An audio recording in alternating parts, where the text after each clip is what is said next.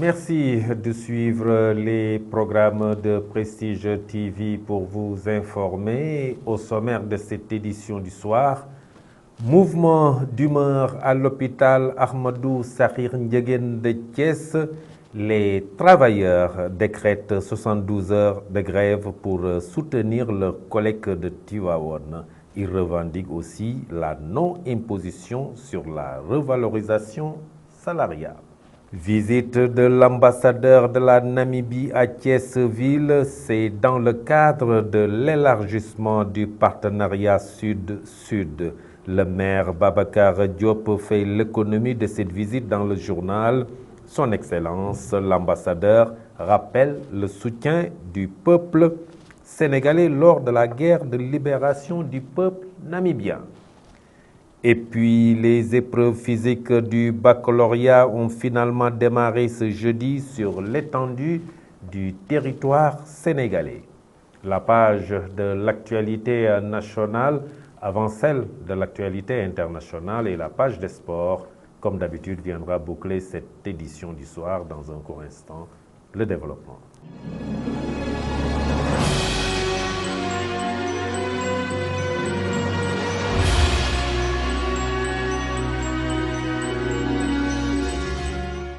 Mesdames, Mademoiselles, Messieurs, bonsoir et bienvenue dans ce journal que nous ouvrons avec le point Covid du jour.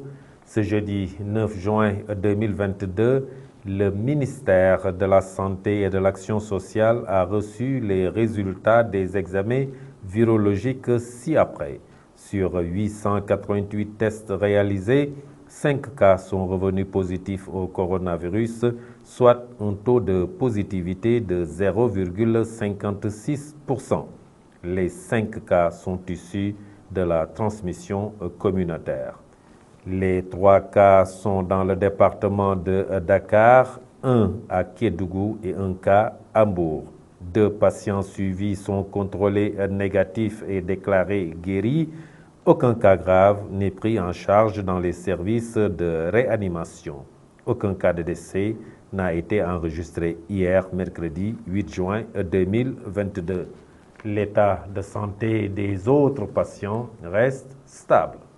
Je vous le disais tout de suite dans le sommaire, les travailleurs de l'hôpital régional Ahmadou Sakhir Ndiéguène de Thiès est en grève depuis hier et pour 72 heures. Ils revendiquent la non-imposition sur la revalorisation salariale annoncée par l'État et en soutien à leurs collègues arrêtés suite à l'incendie du service de néonatologie de l'hôpital Abdoul Aziz Sy Dabakh de Tivaouane. Je vous propose d'écouter Souleymane Jo Mané, le président de la Fédération sénégalaise de services de santé. Il est au micro de Prestige TV. Nous avions organisé ce rassemblement ce matin pour discuter avec les travailleurs, les informer, les préparer à la grève de 72 heures qui démarre demain et qui doit se terminer le vendredi. C'est 3 jours de grève qui ont trait à 2 objectifs. D'abord, la première raison, c'est par rapport à nos camarades qui sont sous le lien de détention du fait des événements intervenus à l'hôpital de Tivaouane, comme vous le savez. Et de ce point de vue, nous estimons qu'elles ne sont pas responsables. Le deuxième objectif qui a trait à la grève de demain, en réalité, c'est par rapport aux accords intervenus entre le gouvernement du Sénégal et les syndicats de la santé dans le cadre des négociations sur le régime indemnitaire. Ces accords ont laissé en rade plus de 25 000 travailleurs du secteur de la santé et ça n'a bénéficié qu'à 4 300 agents. Et c'est ce que nous avions trouvé arbitraire. On ne saurait l'accepter. C'est pourquoi nous avions essayé de mobiliser tout le secteur de la santé pendant ces 72 heures pour essayer d'aller en mouvement, en grève générale. Et je dis bien grève générale. C'est pourquoi je demandais tout à l'heure aux camarades de rester chez eux et de ne pas venir travailler pendant ces 72 heures parce que nous avions décrété pour amener le gouvernement à revenir sur les accords qu'il a signés. Parce que aujourd'hui, la matérialisation de ces accords-là fait défaut du fait de l'imposition qui a été observée sur les salaires, mais également des montants modestes qui ont été payés à certains d'entre nous. Il y a des gens qui ont perçu 1500, 2500, etc., etc. Il y a au moins, ils sont à peu près au nombre de 4300 qui ont perçu, mais il reste 25 000 agents du secteur de la santé qui ne perçoivent pas aujourd'hui. Et nous parlons de la coopération décentralisée dans le cadre de l'élargissement de son partenariat Sud-Sud. La ville de Thiès a reçu ce mercredi l'ambassadeur de la République de Namibie, son Excellence Elvis Chiwada. Une occasion pour l'édile de la ville de Thiès, le docteur Babacar Diop, de rappeler les liens historiques et fraternels qui lient le Sénégal et la Namibie. Le voici au micro de Prestige TV. Nous avons de vieilles relations entre nos deux peuples qui datent bien avant les indépendances. Le peuple namibien a lutté pour les indépendances et durant cette lutte, le Sénégal a été toujours donc à côté du peuple namibien. Et les différents présidents du Sénégal ont soutenu le président, que ce soit le président Senghor, le président Abdou Diouf, ont soutenu la lutte du peuple namibien. Et ceci aujourd'hui pour montrer des relations solides et matérialisées par le club sénégalo-namibien qui a été créé ici à Thiès depuis 1989. Nous avons voulu consolider ces relations et les traduire au plan économique, au plan culturel, au plan commercial, dans le domaine de l'éducation, de l'agriculture, au plan sportif même. Et aujourd'hui, avec l'ambassadeur, nous avons décidé de jumeler la ville de Thiès avec une ville de la Namibie.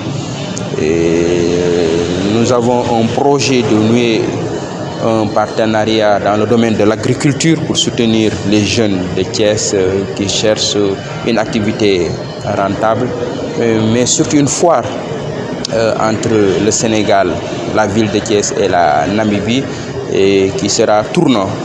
L'ambassadeur de la Namibie a saisi l'occasion pour remercier le peuple sénégalais pour le soutien moral et matériel apporté lors de la guerre de libération du peuple de la Namibie qui est sorti du joug de l'Afrique du Sud en 1990. Son Excellence Elvis Chiwada, que je vous propose de suivre au sortir de cette rencontre avec le maire de la ville de Thiès. Thank you very much to be received in this beautiful city of Thiès. Merci beaucoup. Both reçu dans cette belle ville de Thiès. Yeah, both historic to us. Qui est très historique pour nous. Yeah, especially in the contribution they've made, in particular people here in Thiès, the Namibia-Sénégal Association. Surtout pour la contribution qui a été faite par le peuple de Thiès, l'association Namibie-Sénégal de Thiès. To our independence. Envers notre indépendance. I also thank the Honorable Mayor for the warm welcome. We had very fruitful discussions. Je remercie aussi Monsieur le maire pour son accueil. On a eu des discussions fructueuses. And ours is to build on the solid bond of friendship and solidarity that predates independence. Et nous voulons continuer à renforcer les bonds de solidarité qui existent depuis l'indépendance. And to explore opportunities in various sectors such as agriculture.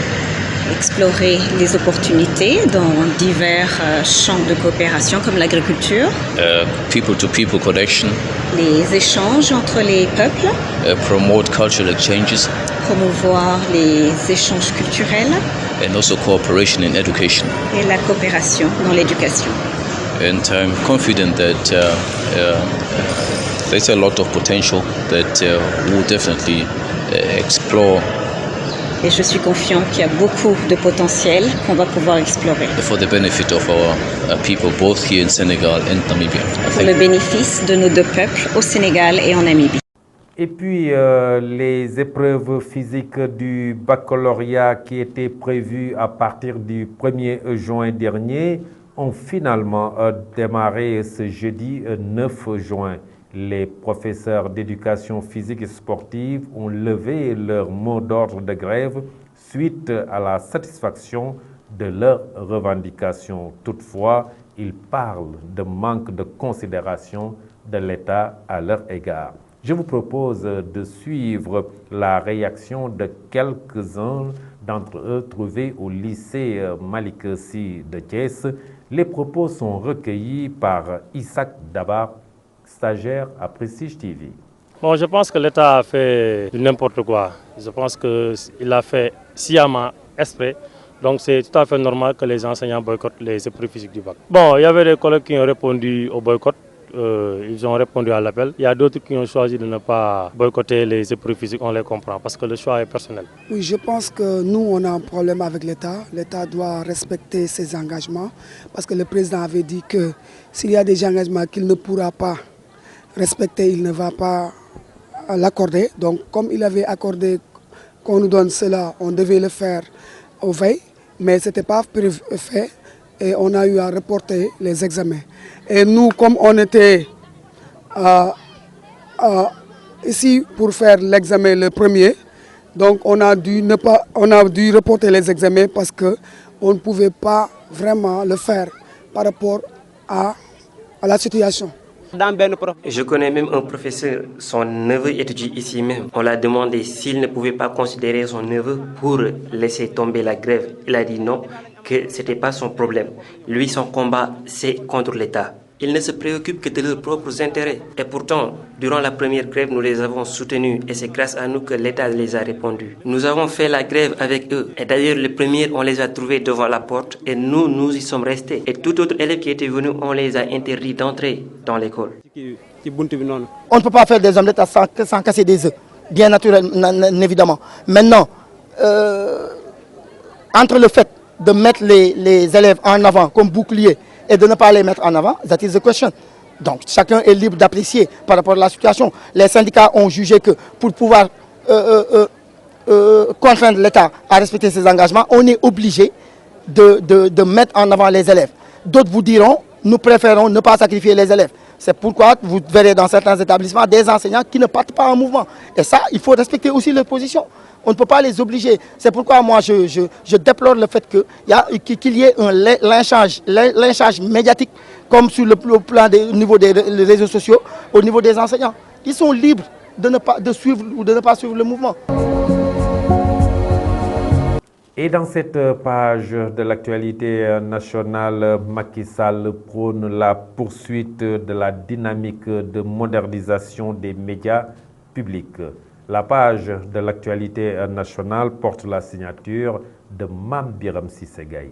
Bonjour et bienvenue à l'actualité nationale. Tabaski, Macky Sall demande au gouvernement de veiller au bon approvisionnement des ménages en moutons. Le président de la République a insisté sur la sécurisation de l'approvisionnement du Sénégal en moutons en perspective de la Tabaski, rapporte le communiqué du Conseil des ministres. Le sacrifice d'Abraham survenant cette année dans un contexte international et économique assez particulier, Macky Sall a demandé au gouvernement d'accentuer l'application effective des mesures de facilitation de l'approvisionnement des populations en moutons à des prix accessibles. Le chef de l'État invite les ministres du Commerce, des Finances et de l'Élevage à prendre toutes les dispositions pour assurer la maîtrise des prix de l'aliment du bétail. Parlons autre chose. Macky Sall prône la poursuite de la dynamique de modernisation des médias publics. En présidant une rencontre hebdomadaire du gouvernement, il a demandé au ministre de la Culture et de la Communication de poursuivre avec les structures publiques de presse la dynamique de transformation numérique et de modernisation des médias publics.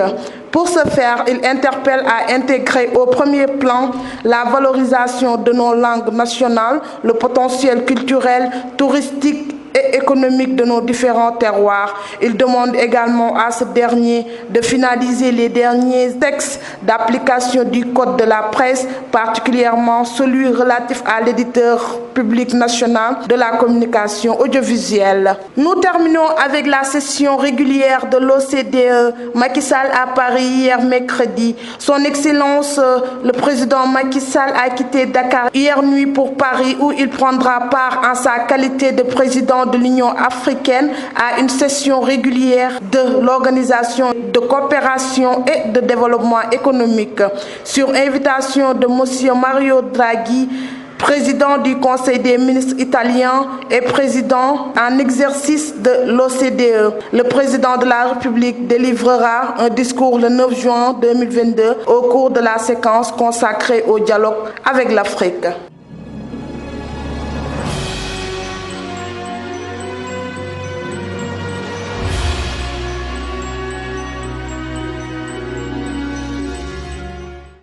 Et sur l'international au Sahara occidental, l'Algérie suspend le traité de coopération avec l'Espagne. La page de l'actualité internationale porte la signature de Ramatoulaye Cissé. Démarrons l'actualité internationale en RDC. Le roi Philippe de Belgique réitère ses regrets pour les blessures du passé.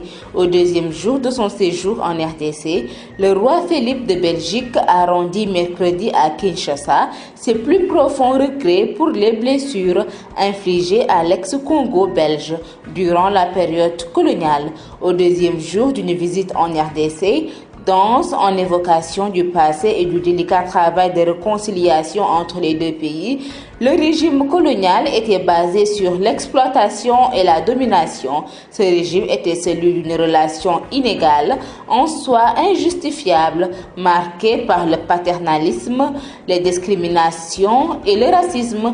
Il a donné lieu à des exactions et des humiliations. Au Sahara occidental, l'Algérie suspend le traité de coopération avec l'Allemagne.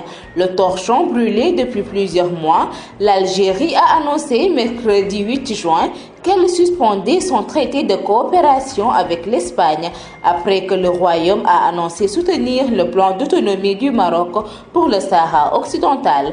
Une annonce en rupture avec la position traditionnelle de neutralité de l'ancienne puissance colonisatrice espagnole. La guerre en Ukraine menant à déclencher une vague sans précédent de faim et de misère dans le monde. Plus de 3 mois après le début de la guerre en Ukraine, les populations du monde entier sont confrontées à une crise du coût de la vie jamais vue depuis plus d'une génération. Avec des chocs de prix croissants sur les marchés mondiaux de l'alimentation, de l'énergie et des engrais dans un monde déjà aux prises avec la pandémie de Covid-19 et le changement climatique. Mesdames et messieurs, c'en est tout pour l'actualité internationale.